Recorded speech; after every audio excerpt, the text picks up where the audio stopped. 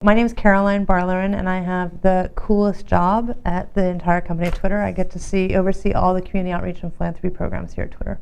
Mother Teresa has a quote that is, "Do small things with great love." And I think that that is a really phenomenal approach for one's life, and one that I try to practice personally.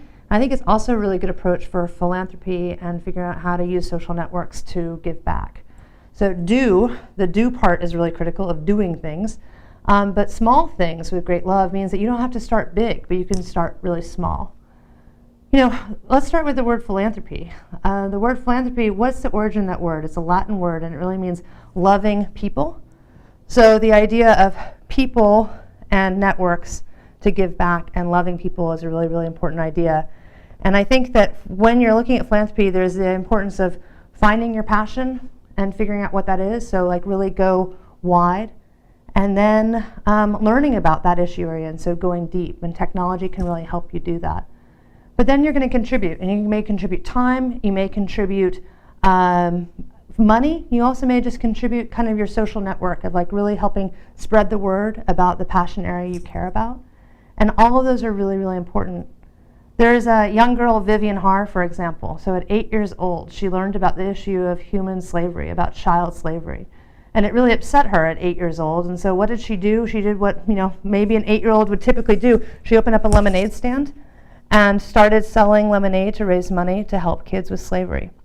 And this, through doing this work herself with people, but also with a bit of technology, fast forward, Vivian was able to, in about 2 years' time, actually create her own lemonade company. And now at age 10, she's opened her own technology with using creating a Make a Stand application to help other people make a stand around issues they care about. So Vivian's a great example of one person, one 8-year-old, who cares about an issue, using technology to help get the word out and having a really powerful story. Just to tell another story, Mark Horvath was formerly homeless in LA. So he was a marketing executive in Los Angeles and found himself on Hollywood Boulevard homeless and felt really, really alone. And uncovered social media, uncovered technology as a way of figuring out how to tell his story, but then realized that there were a lot of stories that weren't being told. So he started an organization called Invisible People. And if you hear about Mark Horvath's story, it's really fantastically powerful about the role technology can play to get your word out and tell your story in an important way. And I think storytelling is really, really key.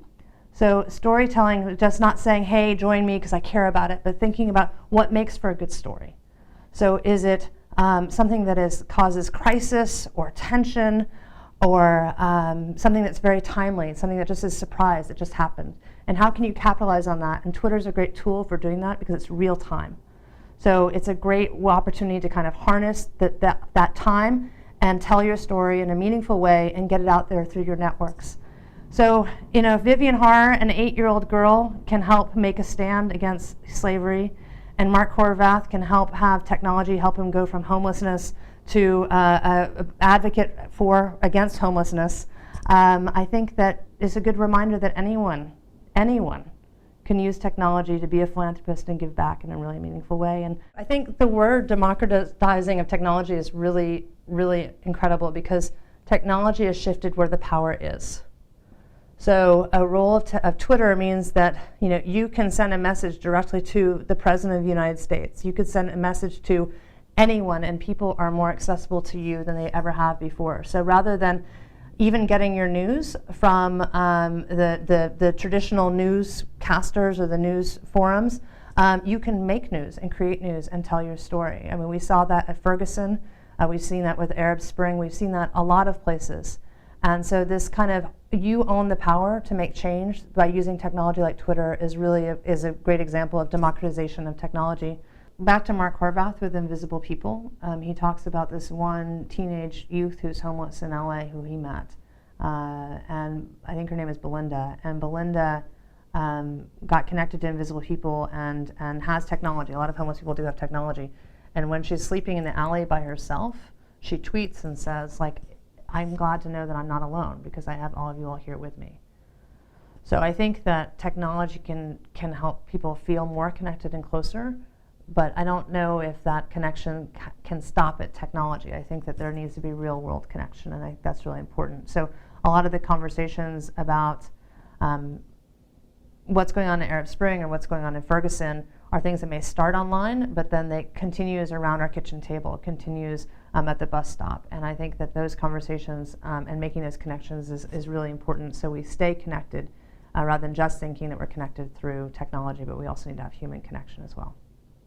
I think the power and tools, the power of Twitter is you're able to amplify your voice, but you're also able to hear other people's voices, and you're able to curate those voices you care about. And I think that what's powerful and important is to embrace the diversity of those voices and break down boundaries and kind of build bridges across things to understand things better. And that's kind of what we're trying to do here in mid-market at Twitter, is we're trying to get Twitter more in the community and the community more in Twitter to kind of break down those barriers and build bridges as well. Technology does part of it, but it's also people. So that love of people, that philanthropy is really, really important. And technology is a tool that you're going to use to do it, but it's really the people behind the tool. I'm excited about the way Twitter will continue to unlock social change, social impact, and philanthropy around the world. Because I think at the core of philanthropy is making connection to community. And I think Twitter is a really powerful vehicle for doing that. And so I think that we're still early days of what Twitter is and what Twitter will be. And I think that Twitter can be a really powerful tool for philanthropy in the future of what social impact is going to look like and social innovation in the world. If they're taking this class, they're interested in understanding kind of the role that technology can play in philanthropy. And I think if we wake up every morning and we read the papers, there's a lot of challenges going on in the world. And I think each of us has a responsibility of figuring out what role we want to play and what impact we want to make, wherever that may be. But life is not a spectator sport. I think we all need to play, and we need to roll up our sleeves and do our part. And technology enables you to even do it in a more meaningful way, I think. But like I said, the do small things with great love, the do part is really important. So there's not the armchair activism of just like or follow or tweet or retweet, but it's also going out and taking some risks and learning and growing and speaking out for things you care about. I'm excited to be part of the MOOC to help see what you all do with this great class to help harness it. Because once again, do small things with great love and you will do great things. Because every avalanche starts with just a couple snowflakes.